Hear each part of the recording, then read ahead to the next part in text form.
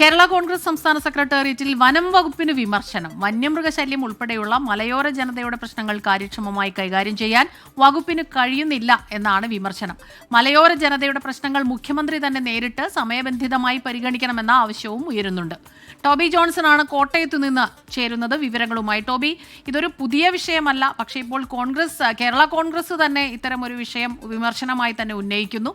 എന്താണ് കൂടുതൽ വിവരങ്ങൾ? തീർച്ചയായിട്ടും ജോസ് കെ മാണി അടക്കമുള്ളവർ മുൻപ് ഈ വിഷയം ഉന്നയിച്ചിട്ടുള്ളതാണ്. വനം വകുപ്പിന്റെ പല നിലപാടുകളെയും വിമർശിക്കുകയും ചെയ്തിട്ടുള്ളതാണ്. പക്ഷേ ഇന്നത്തെ സാഹചര്യത്തിൽ, അതായത് ഇന്ന് ചേരുന്ന ഈ സംസ്ഥാന സെക്രട്ടേറിയറ്റ് എന്ന് പറയുന്നത് തദ്ദേശ സ്വയംഭരണ തെരഞ്ഞെടുപ്പിന് മുന്നോടിയായിട്ട് പാർട്ടിയെ സജ്ജമാക്കുക എന്നുള്ള ഉദ്ദേശത്തോടു കൂടിയാണ്. അപ്പോൾ അതിൽ ഏറ്റവും കൂടുതൽ ശക്തമായിട്ട് ഉയർന്നു വന്ന ഒരു ആക്ഷേപം എന്ന് പറഞ്ഞാൽ ഈ മലയോര മേഖലയിലെ പ്രശ്നങ്ങൾ തന്നെയാണ്. പ്രത്യേകിച്ചും കേരള കോൺഗ്രസിന് കൂടുതൽ ശക്തിയുള്ള മേഖലകൾ ഈ മലയോര മേഖലകളിലാണ്.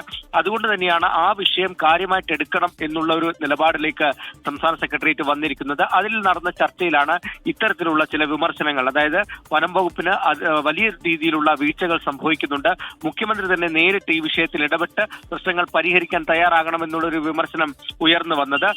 എടുത്തു പറയേണ്ട മറ്റൊരു കാര്യം, സഭയടക്കമുള്ളവരുടെ നിലപാടുകൾ ഈ വനം വന്യജീവി വിഷയങ്ങളിൽ സഭയടക്കം സ്വീകരിക്കുന്ന നിലപാടുകൾ വരുന്ന തെരഞ്ഞെടുപ്പിൽ ഒരുപക്ഷെ കേരള കോൺഗ്രസ് എമ്മിന് തിരിച്ചടി ഉണ്ടാക്കാനുള്ള സാധ്യതയുണ്ട്.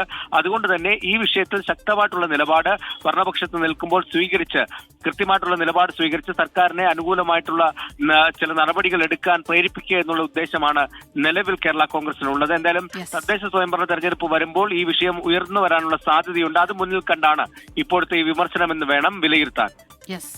LDF-ൽ ഹാപ്പിയാണ് എന്ന് ജോസ് കെ മാണി പറഞ്ഞതിന് അല്പസമയത്തിനകമാണ് ഇത്തരത്തിലുള്ള വിമർശനങ്ങൾ. ഇതിപ്പോൾ വനം വകുപ്പിനെതിരെയാണ്. അപ്പോൾ ഏതായാലും പറയേണ്ട കാര്യങ്ങൾ പറഞ്ഞും കൊണ്ടും കൊടുത്തും തന്നെ മുന്നോട്ട് പോവുക എന്നുള്ളതാണ് തീരുമാനം എന്നാണ് മനസ്സിലാക്കാൻ കഴിയുന്നത്. ടോബി ജോൺസണാണ് കോട്ടയത്ത് നിന്ന് വിശദാംശങ്ങളുമായി നമുക്കൊപ്പം ചേർന്നത്.